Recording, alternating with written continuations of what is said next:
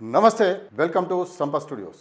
NIMS hospital ఒకప్పుడు ఎలా ఉండేది, ఇప్పుడు ఎలా తయారైంది? నిమ్స్ హాస్పిటల్లో గత కరోనా పీరియడ్లో ఏం జరిగింది, ఇప్పుడు కూడా ప్రస్తుతం ఏం జరుగుతుంది చెప్పాలంటే చాటభారతమే అవుతుంది. ఒకప్పుడు ఒక క్రమ పద్ధతిలో నడిచిన నిమ్స్ హాస్పిటల్ ఇప్పుడు నిమ్స్ హాస్పిటల్లో అవినీతి రాజ్యమేలుతున్న పరిస్థితులు కనిపిస్తున్నాయి.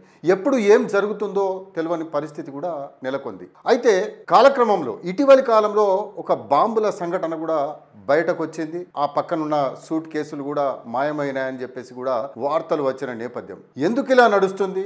ఒక సామాన్యుడు ఆ ఆసుపత్రికి వెళ్ళాలంటేనే ఇప్పుడు ప్రస్తుతం భయం వేస్తున్న పరిస్థితి. ఆ హాస్పిటల్లో సామాన్య ప్రజలు నాణ్యమైన వైద్యం అందుతుంది అని చెప్పేసి వెళ్తున్న పరిస్థితి. కానీ అక్కడ జరుగుతున్నది ఏంటి? కేవలం ఒక 10 నిమిషాలు ఒక 2 వీలర్ పార్కింగ్ చేసినందుకు 80 రూపాయలు వసూలు చేస్తున్న పరిస్థితి. అంటే అట్లా పార్కింగ్ దోపిడీ కూడా కొనసాగుతున్న వైనం. ఈ క్రమంలో మరి దానికి నిమ్స్ హాస్పిటల్కి సంబంధించిన డైరెక్టర్ బీరప్ప గురించి చెప్పుకోవాలంటే కూడా మనం ఒక సందర్భం, అతను ఆపరేషన్ చేసి కడుపులో కత్తెర కూడా మర్చిపోయిన సందర్భం కూడా ఉంది. అదే బీరప్పపై అసలు డైరెక్టర్గా అర్హుడా కాదా అనే దానిపైన కూడా ఆ వివరాల కోసం ఆర్టీఐ కూడా చాలా మంది అప్లై చేసిన సందర్భం ఉంది. ఆర్టీఐలో అసలు బీరప్ప అర్హుడా కాదా అనే దానిపైన కూడా చాలా మంది ఆయన వివరాలు సేకరించేందుకైతే చాలా మంది ఆర్టీఐ దాఖలు చేసిన పరిస్థితి. ఆ వాటికి సంబంధించిన వివరాలు కూడా మన వద్ద గోప్యంగానే ఉన్నాయి. అంతేకాకుండా ఒక సౌమ్యునిగా పేరున్న బీరప్ప మరి ఎందుకు అక్కడ ఒక అవినీతి అధికారిని ఎందుకు పెంచి పోషిస్తున్నాడు అనే సందర్భం కూడా వస్తున్నది. అయితే ఆ అవినీతి అధికారిని ఎందుకు వెనకేసుకొస్తున్నాడు, ఎందుకు కాపాడుతున్నాడు అని చెప్పేసి అనేక ఆరోపణలు వస్తున్న నేపథ్యం అవుతుంది. ఇటీవలి కాలంలో ఆ నిమ్స్ హాస్పిటల్లో జరుగుతున్న సంఘటనలపైన కావచ్చు, అక్కడ జరుగుతున్న విషయాలపైన కావచ్చు, మన సంపత్ స్టూడియో కొన్ని స్టోరీలను ప్లే చేయడం జరిగింది. దానికి సంబంధించి ఇప్పటికే విజిలెన్స్ అధికారులు కూడా ఆసుపత్రికి వచ్చి తనిఖీలు చేసినట్టుగా తెలుస్తున్నది. సీఎంఓ నుంచి, ముఖ్యమంత్రి పేషి నుంచి కూడా దానిపైన విచారణ జరపమని చెప్పేసి కూడా ఆదేశాలు వచ్చినట్లుగా తెలుస్తున్నది. అక్కడ ప్రతి నిత్యం దోపిడీ జరుగుతున్న పరిస్థితి కనిపిస్తున్నది. అసలు అక్కడ టెండర్లు లేకుండానే మెడికల్ షాపులను కూడా కట్టబెట్టిన వైనం ఉంది. అంతేకాకుండా క్యాంటీన్ను కూడా కట్టబెట్టిన వైనం ఉంది. మంత్రి కూతురు జోక్యం కూడా ఉన్నట్టుగా మనకు సమాచారం. ఆ మంత్రి కూతురు జోక్యంతో ఇవన్నీ నడుస్తున్నాయా? మరి క్యాంటీన్ కావచ్చు, అటు స్టాండ్ కావచ్చు, అంటే పార్కింగ్ జోన్ కావచ్చు, అటు మెడికల్ షాపులు కావచ్చు, ఇవన్నీ వాళ్ళకు సంబంధించే జరుగుతున్నాయా? మరి డైరెక్టర్ ఏం చేస్తున్నాడు? అసలు డైరెక్టర్ మీదే అనేక ఆరోపణలు వస్తున్నాయి. కాబట్టి డైరెక్టరు మరి వాస్తవంగా అతను మరి నిజంగా అర్హుడేనా కాదా అనే దానిపైన కూడా చాలామంది సామాజిక కార్యకర్తలు అయితే ఆర్టీఐకి దాఖలు చేసిన సందర్భం ఉన్నది. చూద్దాం. ఒక ప్రతినిధి అనే దినపత్రికలో నిమ్స్ పైన ఒక స్పెషల్ ఆర్టికల్ రావడం జరిగింది. నిర్లక్ష్యపు నీడలో నిమ్స్ ఆసుపత్రి, బెడ్ దొరకదు, స్ట్రెచర్ ఉండదు, అడుగడుగునా సమస్యలే, పేరు గొప్ప ఊరు దిబ్బ అన్నట్లు తయారైంది హైదరాబాద్ నిమ్స్ ఆసుపత్రి పరిస్థితి. నిమ్స్ అంటేనే మెరుగైన వైద్యం, తక్కువ ఖర్చుతో వైద్యం చేసుకోవచ్చని ఎందరో పేద, మధ్య, సామాన్య వర్గాలలో నెలకొన్న అభిప్రాయం. ఇక్కడ క్లిష్టమైన వైద్యం చేసే వైద్య నిపుణులున్నారనే విశ్వాసం. కార్పొరేట్ ఆసుపత్రులకు వెళ్ళలేని ఎందరో నిమ్స్కు వచ్చి చికిత్సలు చేసుకుంటారు. అయితే వారి నమ్మకాన్ని వమ్ము చేస్తుంది నిమ్స్.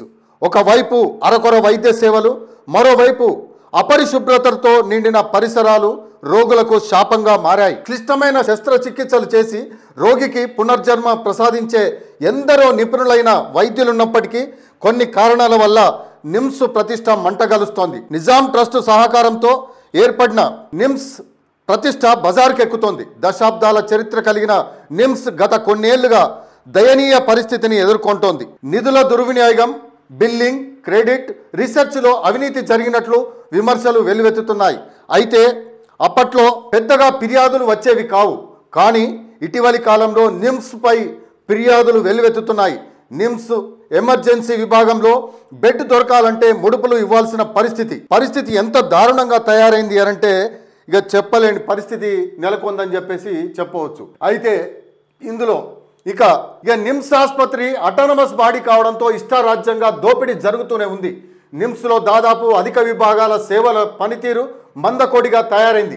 కాకర్ల సుబ్బారావు డైరెక్టర్గా ఉన్న సమయంలో ఆయన ఉదయమే 8 గంటలకు ఆసుపత్రికి వచ్చి రౌండ్స్కు వెళ్ళేవారు. రోగులకు అందుతున్న వైద్య సేవలు, లోపాలు, ఫిర్యాదులపై సమీక్షించేవారు. దీంతో వైద్యులు, ఇతర సిబ్బంది అప్రమత్తంగా ఉండేవారు. ఆయన తర్వాత బాధ్యతలు చేపట్టిన డైరెక్టర్లు కూడా అదే ఆనవాయితీ కొనసాగించారు. అవుట్ పేషెంట్ల క్లినిక్ కూడా ఉదయం 8 గంటలకే తెరుచుకునేది. ఆ తర్వాత బాధ్యతలు చేపట్టిన వారి నిర్లక్ష్యం కారణంగానే ఆసుపత్రి పనితీరు మందగించిందనే అపవాదు మూడగట్టుకున్నారు. నిమ్స్లో వైద్యం పొందాలంటే నరకమే అన్నట్లుగా పరిస్థితి మారింది. గంటల తరబడి లైన్లో నిలబడినా ఒక్కోసారి ఓపీ దొరకడం కష్టమే. ఇక వ్యాధి నిర్ధారణ పరీక్షలు చేయించుకోవాలన్నా, నివేదికలు పొందాలన్నా రోజులు, వారాలు తిరగాల్సిందే. శస్త్రచికిత్సలు అవసరమైన వారు నిరీక్షించాల్సిందే. ఓపీలో గతంలో ఉదయం 8 గంటలకు కనిపించే సీనియర్ వైద్యులు ఇప్పుడు ఉదయం 10 గంటల తర్వాతే కనిపిస్తున్నారు. జూనియర్ వైద్యులే రోగులను పరీక్షిస్తున్నారు. విఐపీలు మాత్రమే త్వరితగతిన వైద్యం పొందగలుగుతున్నారు. డైరెక్టర్ రౌండ్స్ వేయడం మానేయడంతో కొన్ని విభాగాల నర్సింగ్ కుంటుపడింది. పక్కనే కొత్తగా వెలిసిన కార్పొరేట్ ఆసుపత్రి డయాగ్నోస్టిక్స్ చెందిన బోర్డులో నిమ్స్ గోడలకు తగిలించిన అడిగేవారు లేరు. మరోవైపు రోగులు అనేక రకాల సమస్యలతో ఎమర్జెన్సీకి వస్తున్నారు. కొందరిని స్ట్రెచ్చర్లపైనే గంటల తరబడి ఉంచేస్తున్నారు. ఇక్కడకు వచ్చే రోగులను surgical, medical, critical, neuro, cardiology ఇలా అనేక విభాగాలకు వెంటనే తరలించాలి. ఏ వైద్యుడు ముందు చికిత్సలు అందించాలనే అంశంపై ఆ విభాగ సిబ్బందికి వెంటనే స్పష్టత రాకపోవడంతో రోగులు స్ట్రెచర్ పైనే గంటల తరబడి ఉంటున్నారు. ఆసుపత్రి వర్గాల మధ్య సమన్వయం లేకపోవడమే ఈ దుస్థితికి కారణమనే ఆరోపణలు వినిపిస్తున్నాయి. అటు పైరవి ఉంటేనే ఎమర్జెన్సీలో బెడ్స్ కేటాయిస్తున్నారన్న విమర్శలు వినిపిస్తున్నాయి. ఇలా నిర్లక్ష్యపు నీడలో నిమ్స్ కొట్టుమిట్టాడుతున్నట్లు అర్థమవుతుంది. ఇది పరిస్థితి. అంటే నిమ్స్ ఆసుపత్రిలో గతంలో డైరెక్టర్లు ఏ విధంగా పనిచేసేవారు, ఇప్పుడు ఉన్న పరిస్థితి ఏంటి అంటే నిమ్స్నైతే రోడ్డుపైకి, బజారు పైకి గుంజడం అయితే జరిగింది అనేది నగ్నంగా కనపడుతున్నది. మరి ఈ autonomous body chairman Revanth Reddy ఏం చేస్తున్నాడు, డైరెక్టర్ ఏం చేస్తున్నాడు? డైరెక్టర్లు నిర్లక్ష్యం వల్లనే నిమ్స్ ఆసుపత్రి కుప్పకూలుతుందా అనేది ఇప్పుడు మనకు తెల్లమవుతున్నది. అసలు అతను అర్హుడే కాదు అనంటూ కూడా అర్హుడే కాదా, అవునా కాదా అనే దానిపైన కూడా ఇప్పటి వరకు అయితే స్పష్టత ఇవ్వని పరిస్థితి. ఆర్టీఐలకు అప్లై చేసినా కూడా ఇప్పటి వరకు జవాబు ఇవ్వని పరిస్థితి నెలకొంది. చూద్దాం మరి ముఖ్యమంత్రి రేవంత్ రెడ్డి చైర్మన్గా ఉన్న నిమ్స్ ఆసుపత్రిని పేద ప్రజలకు అందుబాటులోకి ఉంచుతారా, కేవలం విఐపీలకు మాత్రమే ఉంచుతారా? మరి ప్రస్తుతం ఏదైతే ఎంక్వైరీ నడుస్తుందో అది లోపభూయిష్టంగా జరుగుతుందా, నిజంగా జరుగుతుందా? ఖచ్చితంగా దానిపైన విచారణ చేపట్టి పేద ప్రజలకు వైద్య సేవలు అందాలని మనం కోరుకుందాం. ముఖ్యమంత్రి రేవంత్ రెడ్డి ఆ దిశగా ప్రయత్నాలు ప్రారంభించాలని మనం వేచి చూద్దాం.